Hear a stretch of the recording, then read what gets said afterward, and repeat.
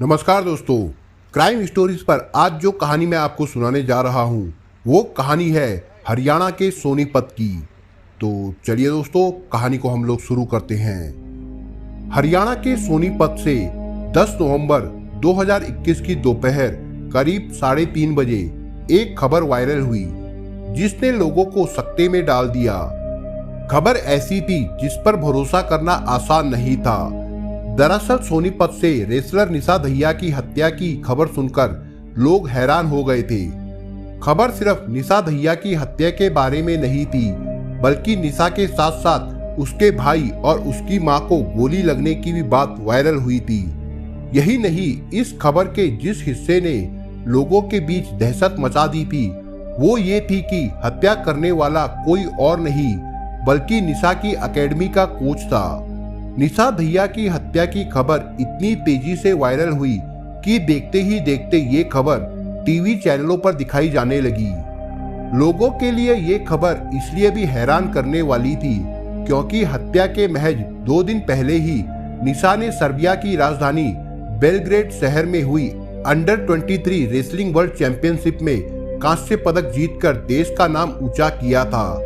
निशा ने इस प्रतियोगिता में 65 किलोग्राम वर्ग में भाग लिया था और तीसरा स्थान प्राप्त किया था, जिसके बाद प्रधानमंत्री ने उन्हें और बाकी विजेता खिलाड़ियों को ट्वीट करके मुबारकबाद दी थी। लोग ये सोचकर हैरान परेशान थे कि जिस खिलाड़ी ने अनेक बार विदेश में देश के तिरंगे का सम्मान ऊंचा किया, उसी के कोच ने उसकी हत्या क्यों कर दी। लेकिन उसी दिन शाम के करीब 7 बजे इंस्टाग्राम पर निशा की आईडी से एक वीडियो अपलोड हुआ जिसे देखकर लोग फिर से हैरत में पड़ गए थे। दरअसल उस वीडियो में इंटरनेशनल रेसलर निशा दहिया ही दिखाई दी। निशा के साथ नामचीन रेसलर साक्षी मलिक भी थी। निशा ने अपने इस वीडियो में कहा, मेरा नाम निशा है और मैं सीनियर नेशनल खेलने गोंडा आई हूँ। मेरी हत्या की न्यूज झूठी है, मैं बिल्कुल ठीक हूँ। निशा के द्वारा पोस्ट किए गए इस वीडियो से ये तो साफ हो गया था कि लोग हत्या की खबर सुनकर जिस निशा के बारे में सोच रहे थे वो नहीं थी। लेकिन रेसलर निशा दहिया की हत्या की खबर झूठी भी नहीं थी। निशा के वीडियो पोस्ट करने के बाद सोनीपत के एसपी राहुल शर्मा ने भी आधिकारिक रूप से बयान दिया। ये निशा दहिया और पदक विजेता पहलवान निशा दहिया 2 अलग अलग लड़कियां हैं। पदक विजेता पहलवान पानीपत की है और अभी एक कार्यक्रम में गोंडा गई हुई है।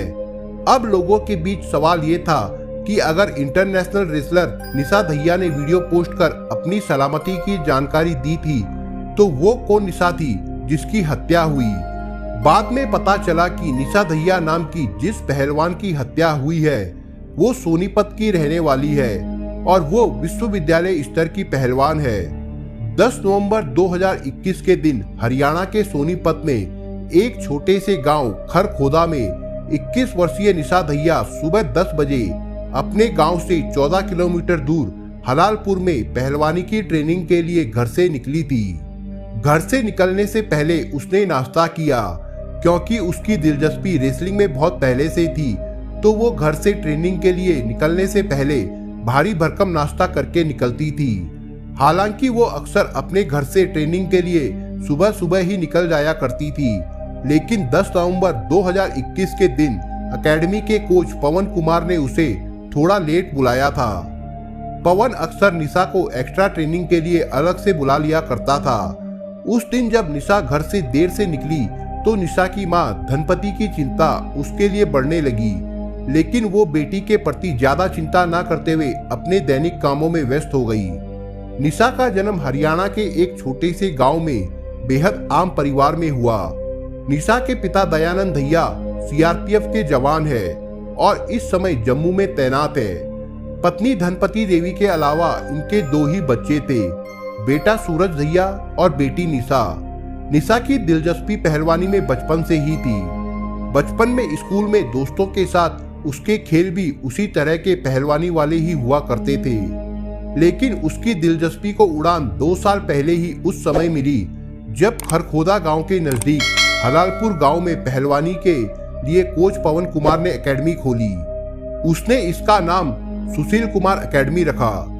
इस एकेडमी के उद्घाटन के लिए खुद रेसलर सुशील कुमार पहुंचे थे और ये बात आसपास के इलाकों में आग की तरह फैल गई थी। ये एकेडमी उसके घर से करीब 10 किलोमीटर दूर थी। निशा ने इस एकेडमी में प्रवेश ले लिया था। वो गांव से बस द्वारा करीब 25 मिनट में एकेडमी पहुंच जाती थी। हलालपुर में सुशील कुमार एकेडमी के नाम से पवन कुमार की इस एकेडमी की जगह काफी बड़ी थी। एकेडमी में प्रवेश करने के बाद देसी अखाड़े के लिए एक खुला ग्राउंड था, जिसके बाद प्रोफेशनल ट्रेनिंग के लिए अंदर छत के नीचे एक बड़ा सा रिंग भी बनाया गया था।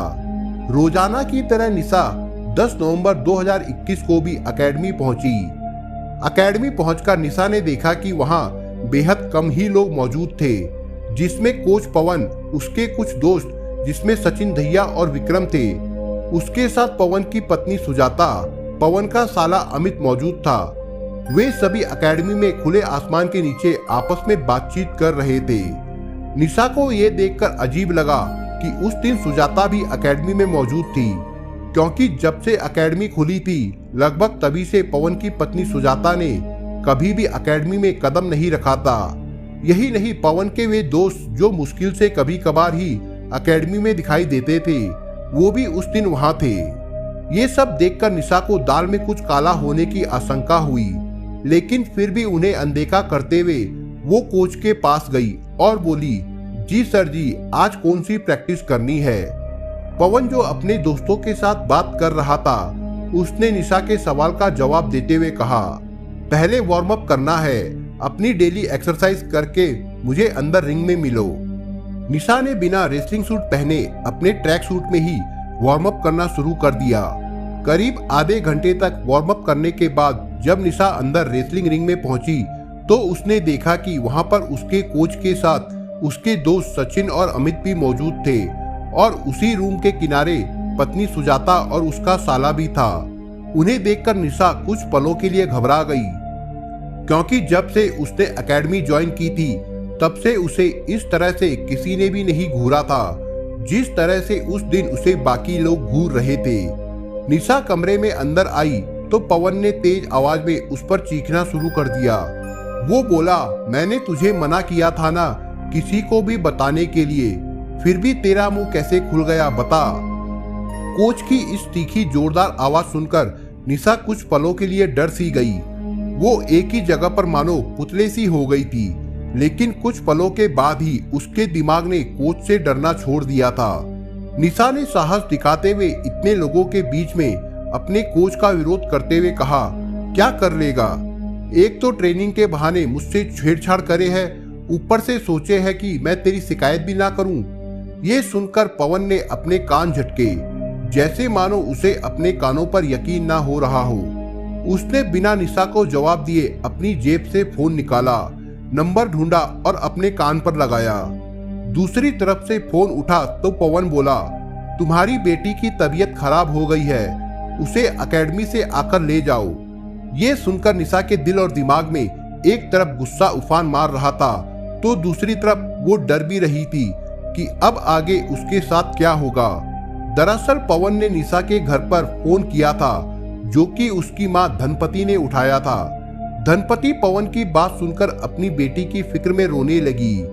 धनपति को रोता देख बेटे सूरज ने मां को सहारा दिया और उनसे पूछा कि क्या बात हो गई। जब धनपति ने अपने बेटे को निशा और पवन की बात बताई तो सूरज को भी अपनी बहन की फिक्र होने लगी। सूरज ने बिना देर किए अपनी मां को बाइक पर बिठाया और तुरंत हलालपुर में एकेडमी के लिए निकल गया। सूरज ने इतनी तेज गति से बाइक चलाई कि 25 मिनट के सफर को महज 10 मिनट में पूरा कर लिया। इधर एकेडमी में निशा का झगड़ा पवन और उसके साथ बाकी लोगों से लगातार हो ही रहा था।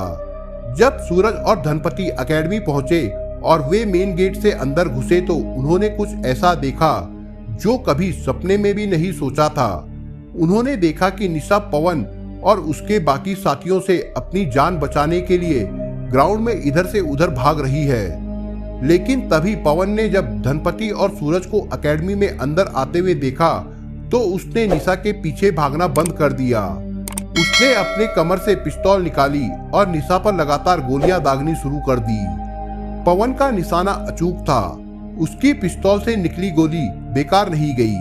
निशा पर 4 राउंड की फायरिंग करने के बाद पवन ने अपना रुख धनपति और सूरज की ओर किया। धनपति ने अपनी आंखों से अपनी बेटी को गोली लगते हुए देखा, लेकिन अफसोस वो अपनी बेटी को बचा नहीं पाई। खतरे की परवाह किए बगैर धनपति अपनी जख्मी बेटी की ओर भागकर पहुंचना चाहती थी कि इससे पहले ही पवन उन दोनों के बीच आ खड़ा हुआ और उसने धनपति पर पिस्तौल का निशाना लगा दिया।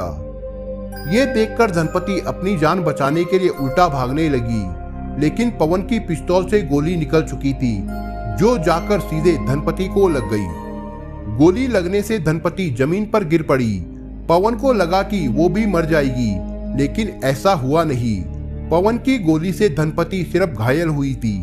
इसी दौरान जब सूरज ने अपनी मां पर पवन के द्वारा फायर किए जाने की घटना देखी तो वो सकते में आ गया था। जवान हट्टा कट्टा होने की वजह से वो तेजी से भागकर एकेडमी के बाहर निकल गया। उसे भागता हुआ देख पवन और सचिन उसके पीछे भागे और उसे जान से मारने के लिए उसका पीछा करने लगे। अफसोस सूरज ज्यादा तेज भागने के बावजूद पवन की गोली से तेज नहीं भाग पाया। एकेडमी के किनारे नहर की ओर करीब 500 मीटर भागने के बाद पवन ने सूरज पर गोली चला दी।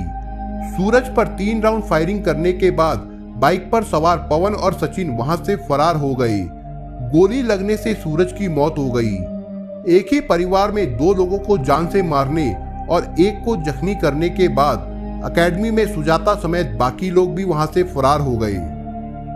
यह पूरी घटना मात्र 5 मिनट के अंदर घटी।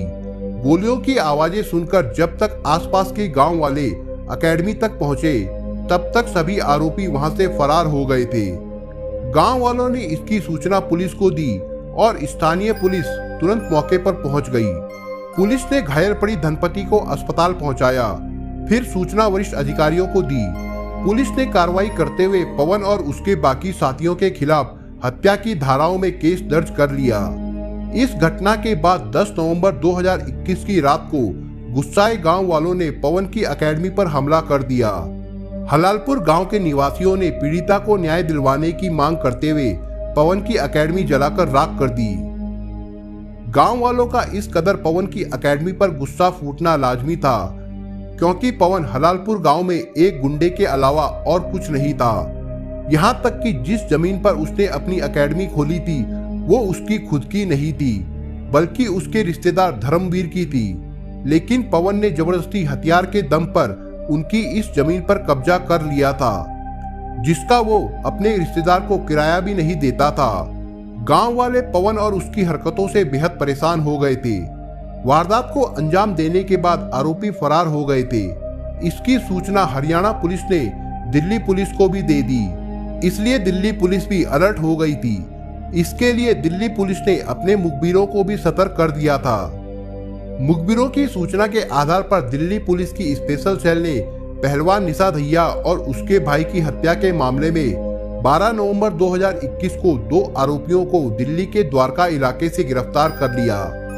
आरोपियों की पहचान हरियाणा के रोहतक निवासी पवन कुमार उर्फ कोच और उसके दोस्त सोनीपत निवासी सचिन दहिया के रूप में की। पवन के पास से पुलिस ने एक लाइसेंसी पिस्तौल बरामद की, जिससे उसने निशा और उसके भाई सूरज की हत्या की थी। दिल्ली पुलिस ने दोनों आरोपियों को हरियाणा पुलिस के हवाले कर दिया। वहीं हरियाणा पुलिस घटना के एक दिन बाद 11 नवंबर को ही पवन की पत्नी सुजाता और उसके भाई अमित को हिरासत में ले चुकी थी।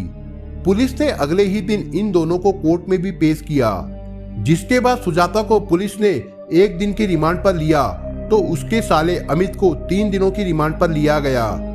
पुलिस ने कोर्ट से सुजाता की 3 दिन की रिमांड मांगी थी और अमित की 5 दिन की, लेकिन कोर्ट ने सुजाता की 1 दिन की और अमित की 3 दिनों की रिमांड मंजूर की थी। सोनीपत में सुशील कुमार एकेडमी में हमलावरों ने गोलीबारी कर विश्वविद्यालय स्तर की पहलवान निशा दहिया और उसके भाई की हत्या की, जबकि उसकी मां घायल हो गई थी। मामले में अब तक पुलिस ने निशा दहिया के कोच पवन और उसकी पत्नी समेत 4 लोगों को गिरफ्तार कर लिया था। इस मामले में 5वीं गिरफ्तारी विक्रम के रूप में हुई। मूल रूप से उत्तराखंड के पिथौरागढ़ जिले में रहने वाले विक्रम ने पूछताछ में बताया कि हत्याओं के बाद सबूत मिटाने के मकसद से एकेडमी में लगे सीसीटीवी कैमरों की डीवीआर यानी डिजिटल वीडियो रिकॉर्डर को वह पास के एक नाले में फेंक आया था। पुलिस ने उस रिकॉर्डर को तलाश करने की कोशिश की थी, लेकिन सफलता नहीं मिल पाई। अब तक की पुलिस जांच में सामने आया है कि आरोपी कोच पवन मृतक निशा के घर वालों से कोचिंग के नाम पर 8 लाख रुपए वसूल चुका था। मृतका के पिता का आरोप है कि पवन ने निशा का ब्रेन वॉश करके पैसे हड़प लिए थे। वहीं निशा की मां ने पुलिस को दिए बयान में कहा कि आरोपी उसकी बेटी के साथ छेड़छाड़ करता था। 11 नवंबर को सोनीपत के सिविल अस्पताल में पोस्टमार्टम के बाद निशा और सूरज के शवों को उनके घर लाया गया। शवों के पहुंचते ही पूरे गांव में गमगीन माहौल हो गया था। पूरे गांव के लोग निशा के घर इकट्ठे हो चुके थे। चूंकि निशा दहिया एक उभरती हुई खिलाड़ी थी, इसलिए गांव वालों की आंखों से भी आंसू रुकने का नाम नहीं ले रहे थे। आक्रोश में आकर गांव वाले कोई ऐसा कदम ना उठा ले जिससे क्षेत्र में अशांति पैदा हो जाए, इसलिए एसपी ने स्थानीय पुलिस के साथ गांव में सीआरपीएफ भी तैनात कर दी थी। तो दोस्तों, ये थी आज की कहानी। दोस्तों, आपको कहानी कैसी लगी हमको अपने कमेंटों के द्वारा जरूर बताएं। और दोस्तों, अगर आपको हमारा काम पसंद आए तो वीडियो को लाइक, शेयर और चैनल को सब्सक्राइब जरूर करिएगा दोस्तों। धन्यवाद।